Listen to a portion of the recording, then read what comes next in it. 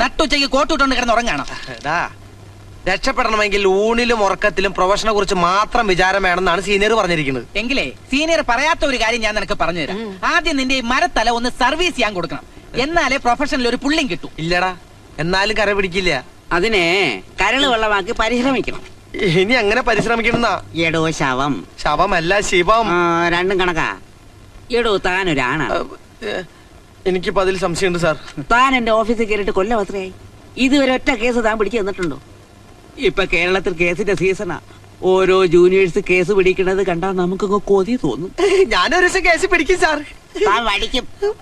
Case പിടിക്കാൻ ആണുങ്ങളെ കൊണ്ടേ പറ്റൂ. അല്ല സാർ, ഇവനെ കൊണ്ട് പറ്റിയാലോ? നടക്കുകയല്ല. കൗവീനത്തിന് കസവ് വെച്ചതുപോലെ കോട്ട് സൂട്ട് ഇട്ടോണ്ട് ഇങ്ങനെ വിലസാനെ അവന് കഴിയൂ. ഞാൻ കൊള്ളാം എത്ര കണ്ടതാ.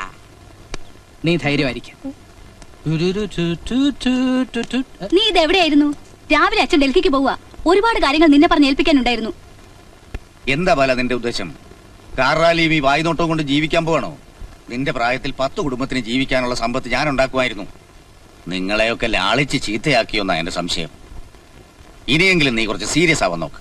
നോക്കാച്ചാ, ഞാനും ഇന്നലെ മുതലേ അതിനെക്കുറിച്ച് വളരെ സീരിയസ് ആയിട്ട് ആലോചിച്ചോണ്ടിരിക്കുക. Don't be foolish. ആ, മോളുടെ കല്യാണത്തിന്റെ കാര്യം എന്തെങ്കിലും ഉണ്ടെങ്കിൽ അത് മാധവൻ നായരോട് ചോദിച്ചിട്ടേ ചെയ്യാവൂ. ഞാൻ തിരിച്ചു വരുന്നത് വരെ നീ ഇവിടെ തന്നെ കാണുകയും വേണം. ശരി.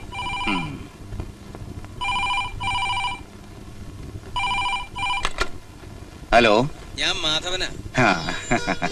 തന്റെ കാര്യം പറഞ്ഞ് നാവെടുത്തതേ ഉള്ളൂ. മാധവൻ നായർ വിളിച്ചു നന്നായി.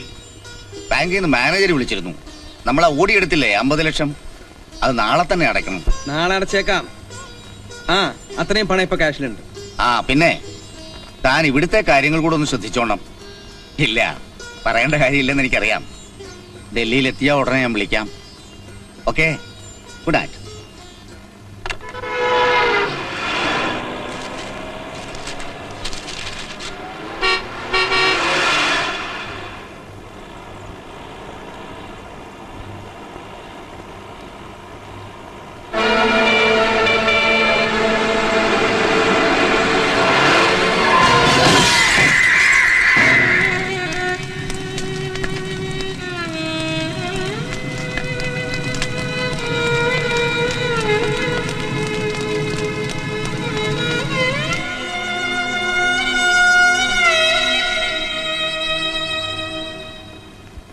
ഹലോ.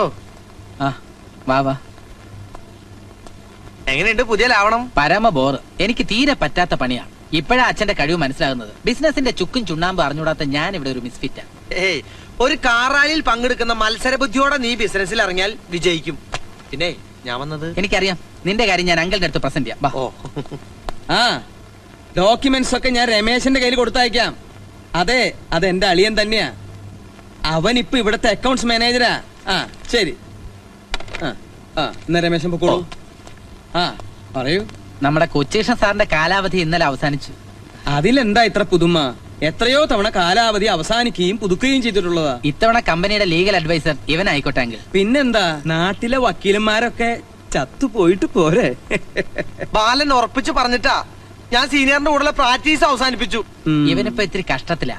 ആളും എടുക്കനാ. ഒരു അവസരം കൊടുത്താൽ കമ്പനി വേഗം കുളം തോണ്ടി കിട്ടും. ബാലേന്ദ്ര, കമ്പനിയുടെ ലീഗൽ അഡ്വൈസർ എന്ന് വെച്ചാൽ എക്സ്പീരിയൻസ് വളരെ പ്രധാന. അല്ലെങ്കിൽ ബിസിനസ്സിൽ ഞാൻ മുഖം നോക്കാറില്ല. സൗഹൃദം വേറെ, കമ്പനി വേറെ. ഞാൻ പറഞ്ഞത് തനിക്ക് മനസ്സിലായില്ലേ? ഇനി ഈ കാര്യം പറഞ്ഞ് ബാലനെ ബുദ്ധിമുട്ടിപ്പിക്കണ്ട. അങ്കിൾ, ബാല, ഞാൻ പറയണേല് കാര്യണ്ട്. ചെല്ല് ചെല്ല് ചെല്ല്.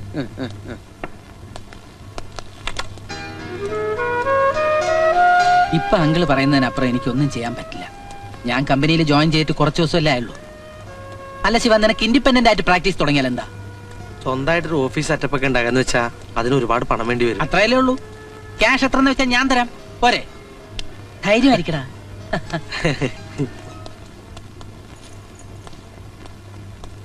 എക്സ്ക്യൂസ് മീ, എന്നെ വിളിച്ചു എന്ന് പറഞ്ഞു. ഇതെന്താ ഇത്? അച്ഛനുള്ളപ്പോ ഒരു ലീഗൽ നോട്ടീസ് ഈ കമ്പനിയിൽ വന്നിട്ടില്ല. ഇത് എത്രയും പെട്ടെന്ന് ബാങ്കിൽ അടയ്ക്കണം. 50 lakhs വിത്ത് ഇൻട്രസ്റ്റ്. അത് ക്യാഷ് ബാലൻസ് ഇല്ല. പിന്നെ പെങ്ങടെ കല്യാണത്തിന് ഇട്ടിരിക്കുന്ന 20 lakhs. അതെടുക്കണ്ട. വേറെ പണമില്ലേ? അച്ഛൻ മരിക്കുമ്പോ ഓവർ ഡ്രാഫ്റ്റ് അടയ്ക്കാനുള്ള പണം ഉണ്ടായിരുന്നല്ലോ.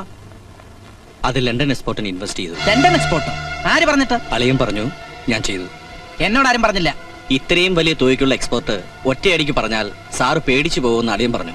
രമേശൻ ഓവർ സ്മാർട്ട് ആയത് എനിക്കറിയാം. ഇത് തന്റെ ബ്രെയിൻ ആണ്. ഈ കമ്പനിയിൽ തൽക്കാലം 2 മുതലാളിമാരെ മതി. You can go. Sir,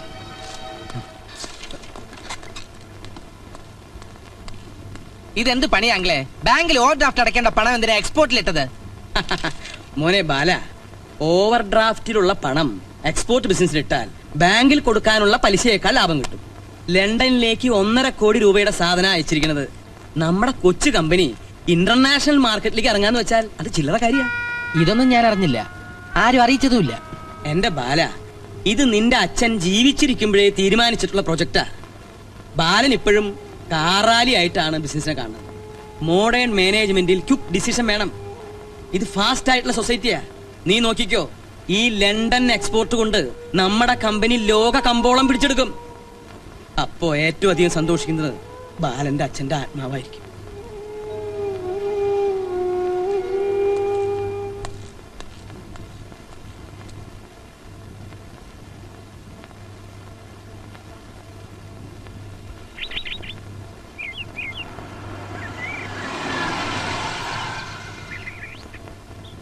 okay,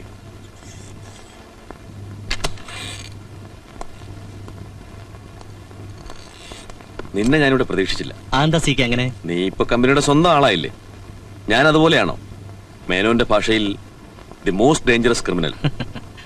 ആ ബാലൻ എങ്ങനെ? ഒരു നിർഗുണ പരബ്രഹ്മം എല്ലാ ആളെയും തീരുമാനിക്കും.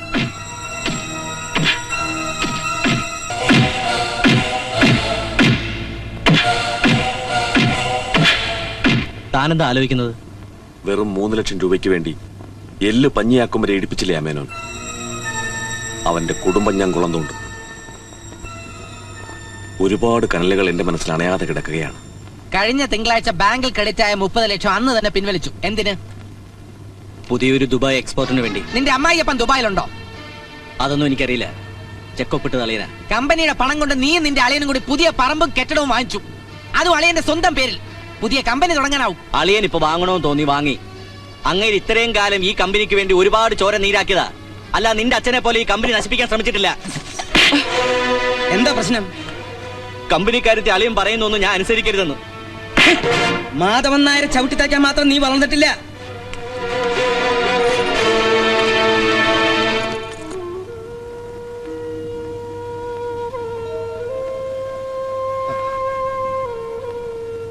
നീ വാ, ചോറെടുത്ത് വെച്ചിരിക്കുന്നു. വല്ലാത്ത തലവേദന. അമ്മ കഴിച്ചു കിടന്നോളൂ. ഓരോ തലവനെ നീ വരുത്തി വെക്കുകയല്ലേ? മാധവൻ നായർ വിളിച്ചിരുന്നു കമ്പനിയിലെ നിന്റെ തോന്നിവാസങ്ങളെ കുറിച്ച് പറയാൻ.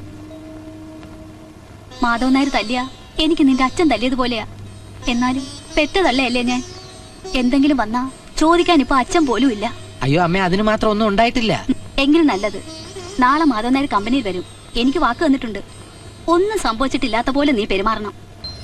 Garments for ladies sent to London by KM exporters confiscated by the British government. License of the company cancelled by the government of India. Substandard quality vulnerable to fire.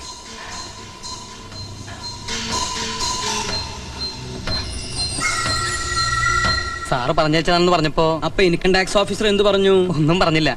അതാണ് മാധവൻ നായർ ഇയാളിപ്പോ ഇൻകം ടാക്സ് കൊട്ടിഘോഷിച്ചില്ലേ അളിയനും കൂടി അന്താരാഷ്ട്ര കമ്പോളം വെട്ടിപ്പിടിക്കുമെന്ന്. ലണ്ടനിലേക്ക് നമ്മൾ export ചെയ്ത തുണിത്തരങ്ങൾ മുഴുവൻ സർക്കാർ പിടിച്ചെടുത്തു. Low quality. ആ വസ്ത്രം പെൺകുട്ടികൾ ധരിച്ചാൽ അവരുടെ വസ്ത്രത്തിന് തീ പിടിക്കുമെന്ന്. നമ്മുടെ എക്സ്പോർട്ട് ലൈസൻസ് പോയി കിട്ടി. മാധവൻ നായർക്ക് തൃപ്തിയായല്ലോ. രൂപ 1 2 അല്ല 1.5 കോടിയാ പോയത്. ബാല, നമ്മൾ അയച്ചത് ഫസ്റ്റ് ക്വാളിറ്റി തുണിയാ. അതിന് തീ പിടിക്കില്ല. ഇത് ആരോ തെറ്റിദ്ധാരണ പറഞ്ഞ് പരത്തിയതാ. നമുക്ക് ബ്രിട്ടീഷ് സർക്കാരിനെ കൺവിൻസ് ചെയ്താൽ ആ തുണി മുഴുവൻ തിരിച്ചു കിട്ടും. അതിനുള്ള ബുദ്ധിയുണ്ടോ 10ാം ക്ലാസ് പാസ്സാകാത്ത മാധവൻ നായർക്ക്? ഇരുമ്പ് പാര വിഴുങ്ങി തിഞ്ചിച്ചാറ് കുടിച്ചാൽ മതിയാവോ?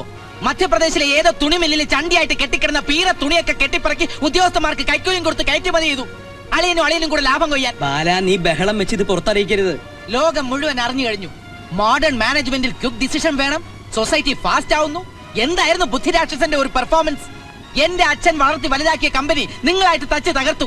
മതി, നിർത്ത്. ബിസിനസ്സിൽ ഇതൊക്കെ പതിവാ. 1.5 കോടിയുടെ നഷ്ടം പതിവാണ് പോലും. ഈ കമ്പനി മുഴുവൻ എഴുതി വിറ്റാലും എക്സ്പോർട്ടിന്റെ കടം തീരുമോ? ഇനി നിങ്ങൾ പറയുന്നൊക്കെ ഞാൻ വിശ്വസിക്കണം അല്ലേ? എന്നെ വിശ്വാസം അല്ലെങ്കിൽ നീ ഒറ്റയ്ക്ക് നടത്തിക്കോ, ഞാൻ ഒഴിഞ്ഞു തരാം. അങ്ങനെ ഒഴിയുന്നതിന് മുമ്പ് ആ 1.5 കോടിക്കുള്ള മറുപടി എനിക്ക് കിട്ടണം. അല്ലെങ്കിൽ നിങ്ങളെ കൊണ്ട് ഞാൻ പറയിക്കും.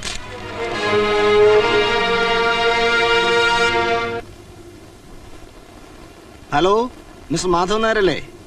എന്താ സാർ ആ 50 ലക്ഷത്തിന്റെ ഓവർ ഡ്രാഫ്റ്റ് അക്കൗണ്ട് ക്ലോസ് ചെയ്യാന്ന് പറഞ്ഞിട്ട്? മാനേജർ ബേജാറാവണ്ട. എന്താ വേണ്ടതെന്ന് വെച്ചാൽ ഞാൻ ചെയ്യാം. 50 ലക്ഷത്തിന്റെ കാര്യമല്ലേ ഉള്ളൂ. സാറിന് ആ തുക നിസ്സാരമായിരിക്കും, പക്ഷെ ഞങ്ങൾക്ക് അങ്ങനെയല്ല. എത്രയും പെട്ടെന്ന് തുക അടച്ചില്ല എന്നുണ്ടെങ്കിൽ ഞങ്ങൾക്ക് ജപ്തി നടപടികൾ തുടങ്ങി